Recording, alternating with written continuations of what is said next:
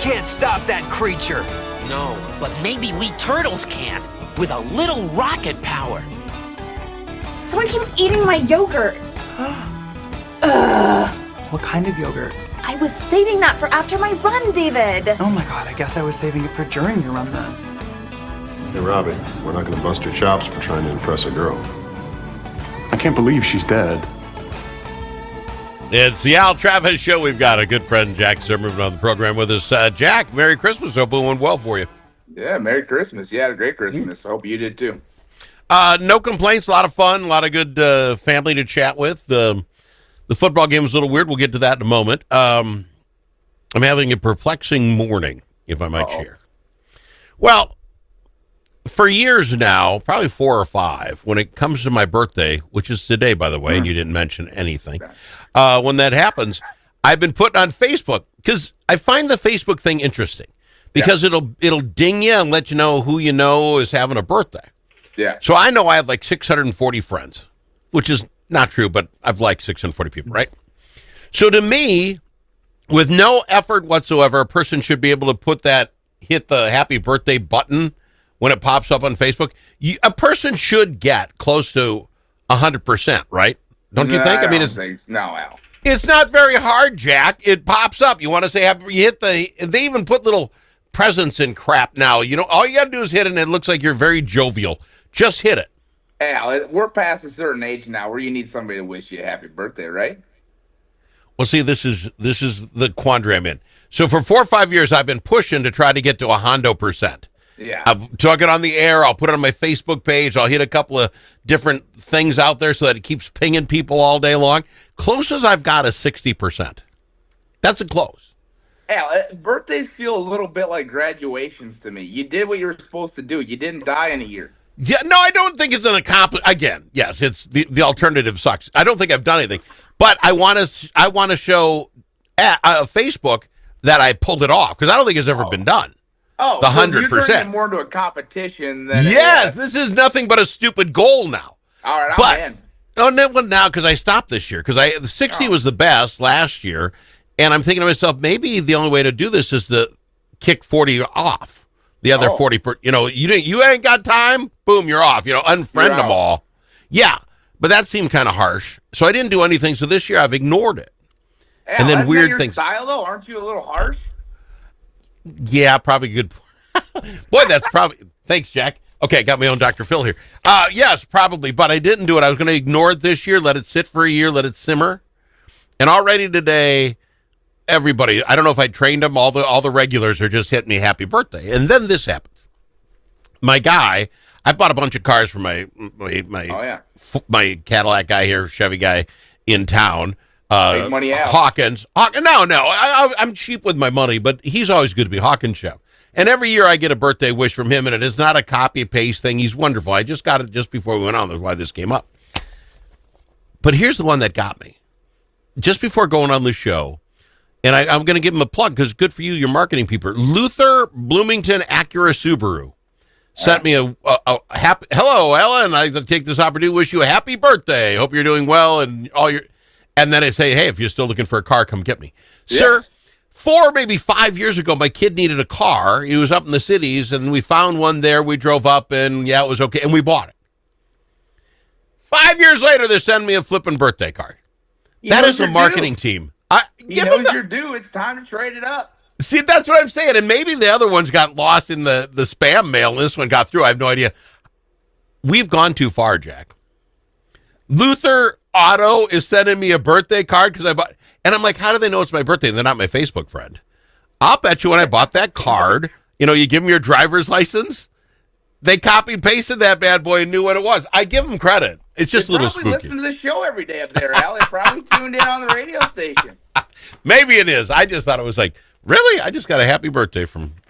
Do you have any birthday traditions, Al? Do you do something every year on your birthday besides Facebook? No, really not. I am complaining.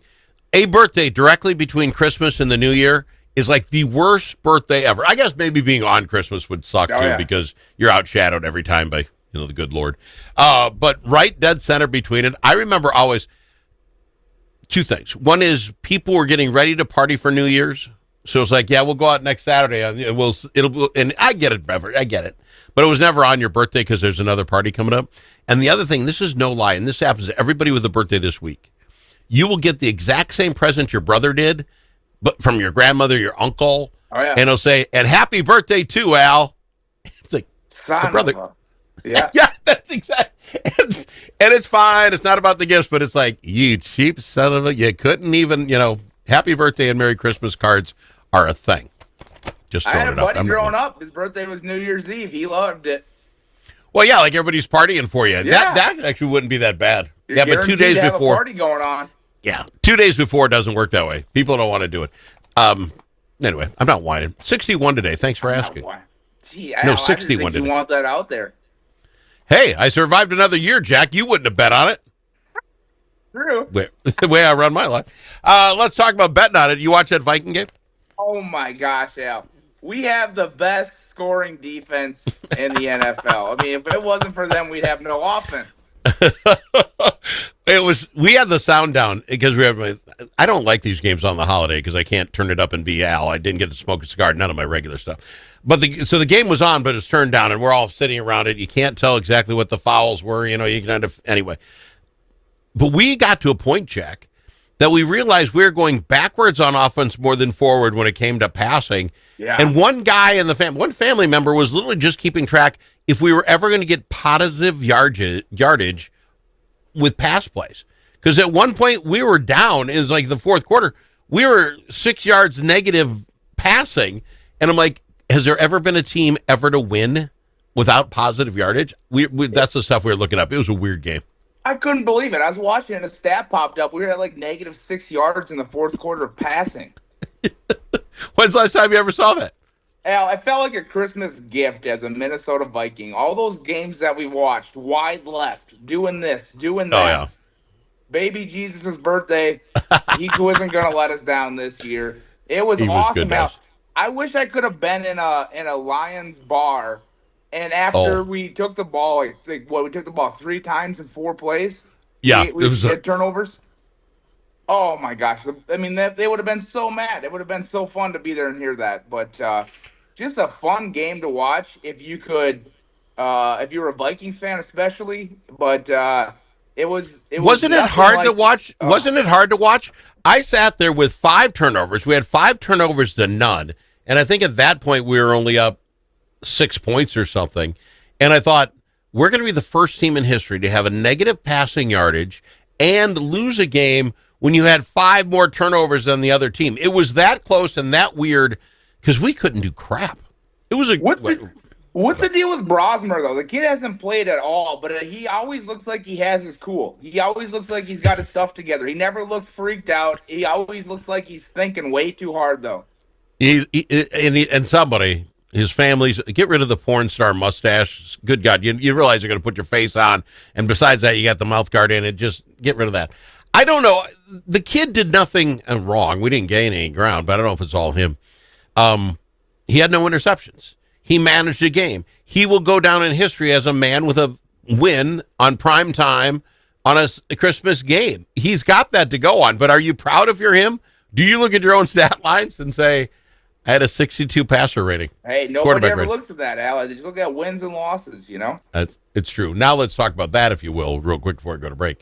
When you look at the NFL and the standings, we have Green Bay coming here. Oh, Green Bay, let's see if I got it. Green Bay is 9-6-1. We are 8-8. They're a game and a half ahead of us. Now, that half game was going to screw everything up. We beat Green Bay, and you take any one of these crap losses that we had throughout the year that we shouldn't have lost, we're in the playoffs. That's all I'm going to say, Al, is I hate to say this, and I really, really don't even want this to be recorded. Keep it clean. But J.J. McCarthy is our new Sam Bradford. He could be an incredible quarterback if he could just stay healthy. And my other takeaway is pay Brian Flores whatever he wants. See, I read somewhere that they're not coming after him. He had some problems years ago, and he likes where he's at here. I think he really wants to get a ring. But that defense is off the chart. You are 100% correct. Pay him whatever it takes to keep him here. But what do? We can't have Brosmer as the backup, right? You have to go get a quarterback that either makes JJ better by pushing him or can step in and be your guy, right? I mean, we're one game away, this win with Green Bay, and any other win of the craps ones we threw out there, and we're in the playoffs. This is what I would do if I was the GM. I would give JJ McCarthy one more year. If he misses more than 3 games next year, I go to Justin Jefferson and say, go ahead on draft day. You can pick whoever you want you get first pick. Oh, wow. Okay. So we got one more year. Fair enough. I think you got to give McCarthy one more year. I think you really do. But at some point, we got to get somebody that can actually show up and play. And I think that we need to ask the receivers more, who do you think would be the best fit for you? Because if we don't get Jefferson involved in this, he's gone. Yeah. Do you think he's soft? One last 1 minute. Do you think he's soft? And what I mean by that, I don't think his knee thing kept him out for a year, but now a high ankle sprain kept him out 5 games, then the concussion for 1, and now this thing with his hand. Some people are just jinxed. Is he that guy? Look at this, though. Aaron Rodgers, how many times has that guy been broken and still went out there and performed? The guy right now has a broken hand. He played with a cast a couple weeks ago. Yeah. And it's like, McCarthy, he can't play with an ankle sprain? Well, you looked at Jones. Jones is in there. I love that cat. That cat is in there. Okay, no other running back. Tape me up. I'll go back out. And he ran more times than not last week. I got to go to break, Jack. We'll be back right after this. I've got him, Jack Zimmerman, on the Al Travis Show. You need a friend at the Capitol who knows how to get things done. And you're in luck, because that's exactly who we are. Your friends at the Capitol. And we deliver results. At Momentum Advocacy, we bring decades of experience in lobbying, public affairs, and crisis communications. From local nonprofits to national corporations, we help you move policy, manage your media, and make your voice heard. We're not just seasoned pros, we're essential partners. Momentum Advocacy, your friends at the Capitol. Learn more at momentum-advocacy.com. I want to talk to you about saving a veteran's life this holiday season by giving to the Bravo Zulu House. This year, more than 6,000 veterans have taken their lives, leaving their families devastated this Christmas.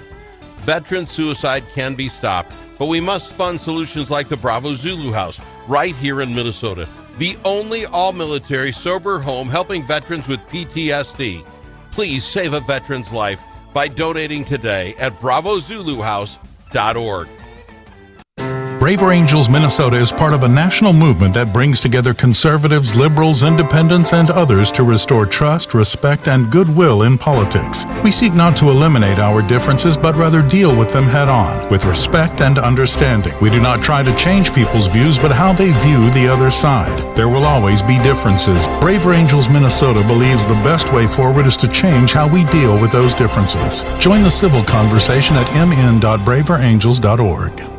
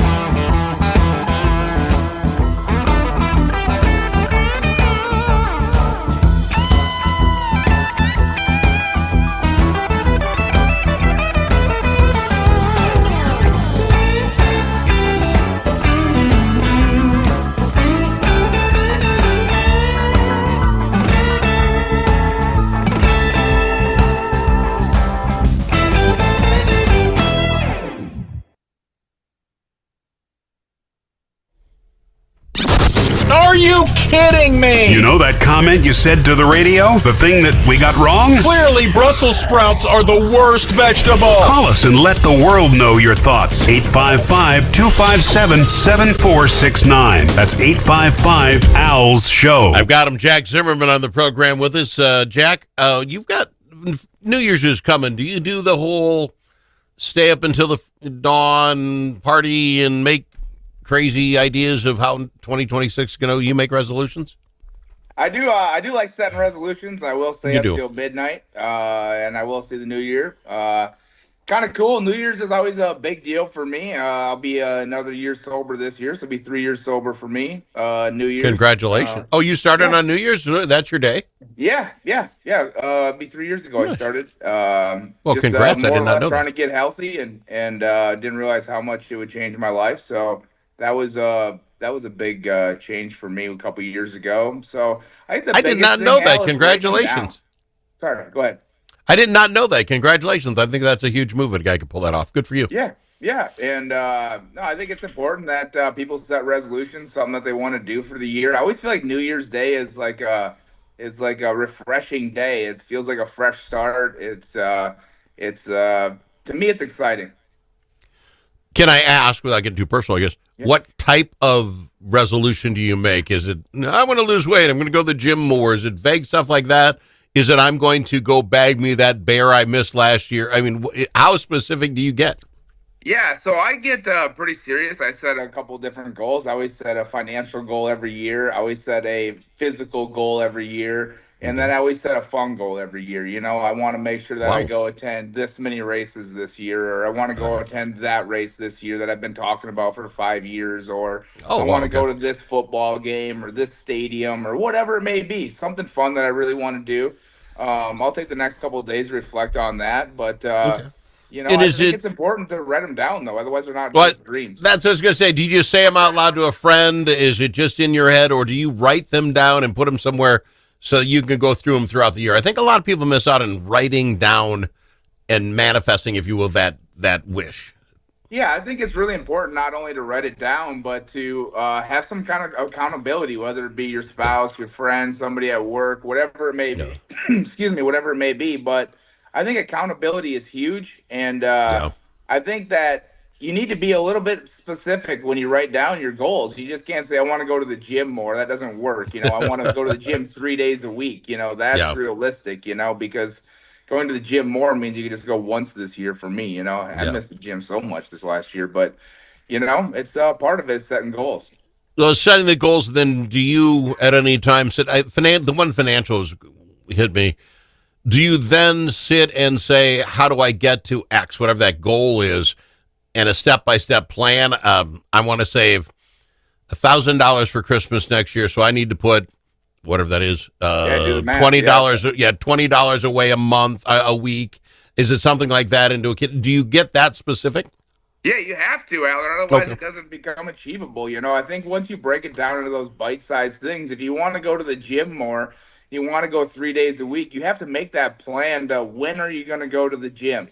Who's going to watch the kids? Is somebody else going to drop the kids off that day to school? Are you going to get up early? You know, like stay late after work and go to the gym, whatever it may be. But you have to put those things in place to be able to do that, you know. And I realized how important and effective, you know, setting goals was, because that's all my life was for a while after being wounded, was setting a goal and trying to go achieve it, just simply touching my nose again at one point. And that's why you got to pick up Jack's book. How does a guy do that?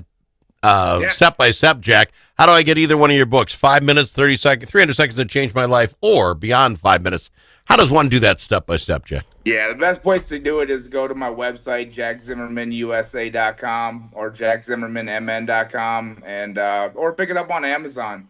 But either way, and I talk about a lot of that stuff in my books, actually. Yeah. And as you're traveling around this holiday season, how do you get Strength of Service, your podcast? Yeah, we actually just dropped our New Year's our New Year's episode on Strength from Service. Go anywhere you would download a podcast, Spotify, iHeart, any of those places. Merry Christmas, Happy New Year, my friend. We'll see you next week. Thanks, Al. It's been a great year with you. Appreciate it. It's been fantastic. Jack Zimmerman.